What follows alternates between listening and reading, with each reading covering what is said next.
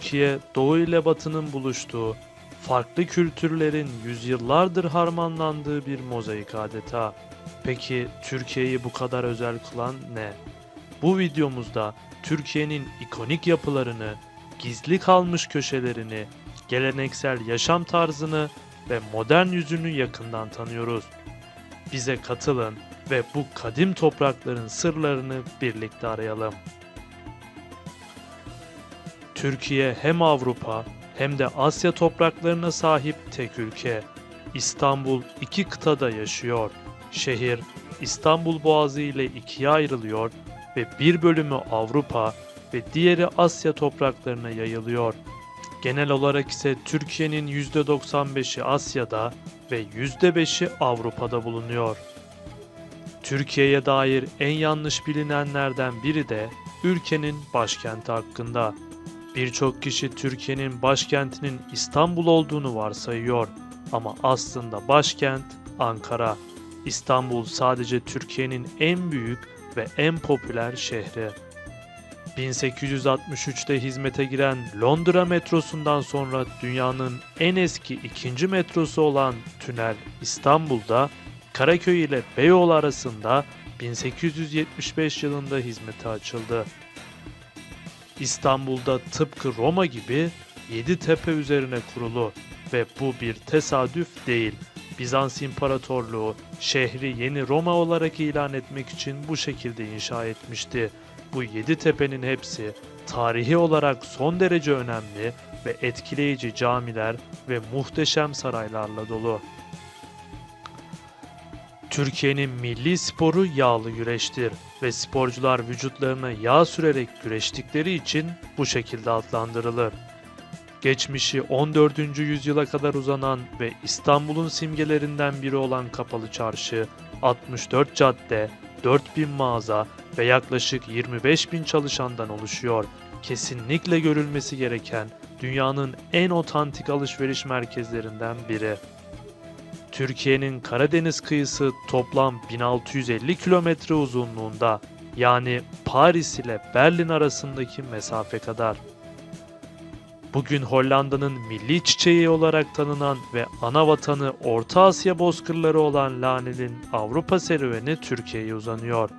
Çiçeğin tulipa olan botanik adı Türkçe tülbent kelimesinden geliyor. 16. yüzyılda Osmanlı kültürünün ayrılmaz bir parçası olan lale çılgınlığı, Lale Devri ile zirveye ulaştı. Bu zevk ve sefa dönemi sona erdikten sonra bile Avrupa ülkelerinin İstanbul'daki büyükelçiliklerine lale edilmeye devam edildi. Yani hem Osmanlı tüccarları hem İstanbul'daki büyükelçiler sayesinde Avrupa lale ile tanıştı. Noel Baba olarak bilinen Saint Nicholas Türkiye'de doğdu. Varlıklı bir anne babanın çocuğu olarak dünyaya gelen Nicholas, Antalya Patara'da doğmuş bir Hristiyan azizi ve Mayra'nın Yunan psikoposuydu. Ebeveynleri öldükten sonra kendine kalan büyük miktarda serveti fakirlere ve muhtaçlara dağıttı. Efsaneye göre evlerin bacalarından aşağı torbalar dolusu altın atar ve çocuklara meyve dağıtırdı. Yaptığı tüm bu iyilikler kulaktan kulağa Avrupa'ya da yayıldı ve efsane gittikçe daha çok büyüyerek ortaya özel bir karakter olan Noel Baba çıktı. Dünyanın en güzellerinden bazılarına ev sahipliği yapan Türkiye'de 90 binden fazla cami bulunuyor. Karadeniz kıyıları boyunca uzanan fındık tarlaları ile Türkiye, dünya fındık üretiminin yaklaşık %75'ini karşılıyor. Resmi dili Türkçe olan Türkiye'de 30'dan fazla etnik dil bulunuyor. Kahve Türkiye'den gelmese de kahveyi Avrupa'ya 16. yüzyılda Türkler getirdi. Türk lokumu, dünya üzerinde bilinen en eski tatlılardan biri. Dünyanın 7 harikasından ikisi, Artemis Selçuk Tapınağı ve Halikarnas Mozolesi Türkiye sınırları içinde yer alıyor. Roma İmparatorluğu kirazla Anadolu'daki üreticiler sayesinde tanıştı. UNESCO Dünya Miras Listesi'nde Türkiye'den 17'si kültürel, ikisi karma olmak üzere 19 miras alanı bulunuyor. Dünyanın en popüler turistik destinasyonlarından biri olan Türkiye'nin ulusal havayolu şirketi Türk Hava Yolları tek başına 350'den fazla noktaya uçuyor. Hatay'ın 14 kilometrelik Samandağ kumsalı, Rio'dan sonra dünyanın en uzun ikinci kumsalıdır.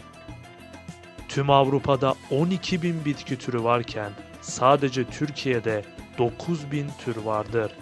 Türkiye'de yer alan İstanbul, 145 ülkeden daha fazla nüfusa sahip bir şehirdir. Ülke nüfusunun %50.2'si erkek, %49.8'i ise kadındır. Türkiye'de resmi kayıtlara geçmiş en uzun soyadı, ay yıldızlı kırmızı bayrak taşıyan Kahramanoğlu'dur. Türkiye'de aylık cep telefonu konuşma süresi ortalama 6 saat 10 dakikadır. Avrupa'nın cep telefonuyla en çok konuşan ülkesidir. Türkiye nüfusunun sadece %2'si tek başına yaşıyor. Dünyanın ilk madeni parası, daha sonra Perslere yenik düşen Anadolu'nun kadim imparatorluğu Lidyalılar tarafından bugünkü Türkiye topraklarında basılmıştır. Türkiye'yi hepimiz meşhur kahvesiyle tanıyoruz ama en çok tüketilen içecek çaydır. Türkiye'nin doğusunda bulunan Ağrı Dağı, İncil'in bazı yorumlarına göre Nuh'un gemisinin karaya oturduğu yer olarak kabul edilir.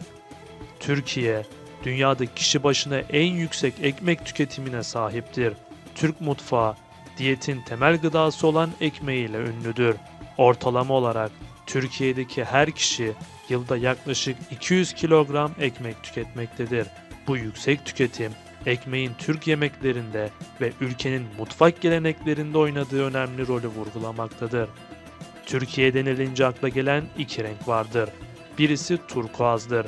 Genellikle Fransızlar Türkleri bu şekilde çağırır ve Türkiye'den gelen bir renktir. Türkiye'nin diğer rengi ise tabii ki Türk bayrağına ait olan kırmızıdır. Türkiye'deki hayvan türleri tüm Avrupa'daki hayvan türlerinden 5 kat daha fazladır. Dünyanın bilinen en eski ve ilk kilisesi Hatay'da bulunan Habibi Neccar Dağı'nın batı yamacında yer alan Aziz Petrus'tur. Türkiye kendi coğrafyasına ait 8 eşsiz köpek türünü barındırır. Günümüzde kullanılan 29 harfli Türk alfabesi Atatürk'ün bireysel girişimleri sonucu kullanılmaya başlandı. Nazar veya nazar boncuğu Türk kültüründe yaygın ve iyi bilinen bir semboldür. Nazarın nazar lanetine karşı koruduğuna inanılır ve genellikle çeşitli mücevher, anahtarlık, süs eşyaları ve diğer dekoratif öğelere dahil edilir. Türkiye dünyanın en çok dizi ihraç eden ikinci ülkesidir.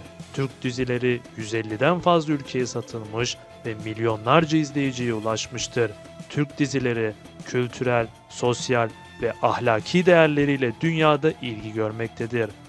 Türkiye dünyanın en eski tapınağına sahiptir.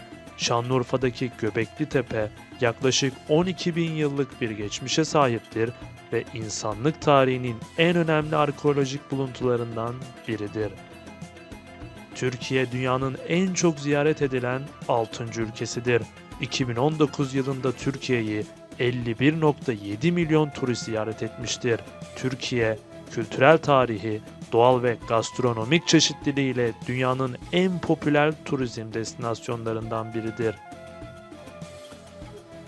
Türkiye dünyanın en çok saç ekimi yapan ülkesidir. Türkiye, saç ekimi konusunda dünyanın en gelişmiş ve en uygun fiyatlı ülkesidir. Türkiye'ye her yıl binlerce kişi saç ekimi için gelmektedir. Türkiye, dünyanın en çok kedi sahiplenen ülkesidir. Türkiye'de yaklaşık 10 milyon kedi bulunmaktadır. Türkler kedilere büyük bir sevgi ve saygı duymaktadır. Hatta İstanbul'da kediler için özel bir müze bile vardır. Türkiye dünyanın en çok kebap yiyen ülkesidir. Türk mutfağının en ünlü lezzetlerinden biri olan kebap, Türkiye'de pek çok çeşidiyle sunulmaktadır. Türkiye'de yıllık ortalama 60.000 ton kebap tüketilmektedir. Türkiye dünyanın en çok tuzlu gölüne sahiptir. Tuz Gölü, yüz ölçümü bakımından Türkiye'nin ikinci, dünyanın ise 16. büyük gölüdür.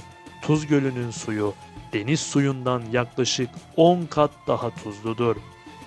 Kapadokya, peri bacaları, yeraltı şehirleri ve tarihi kiliseleriyle dünyanın en eşsiz doğal güzelliklerinden biridir. Kapadokya'da her sabah yüzlerce balon havalandırılmakta ve binlerce turist bu manzarayı izlemektedir.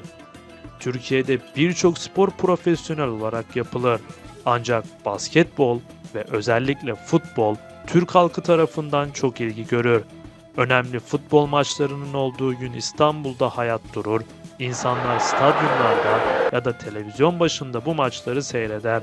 İstanbul'un 3 önemli futbol takımı olan Galatasaray, Fenerbahçe ve Beşiktaş en popüler ve en çok taraftara sahip takımlardır. Türkiye videomun sonuna geldik. Bu tarzda daha fazla içerik için videomu beğenmeyi ve kanalıma abone olmayı unutmayın. Diğer videolarda görüşmek üzere. Hoşça kalın.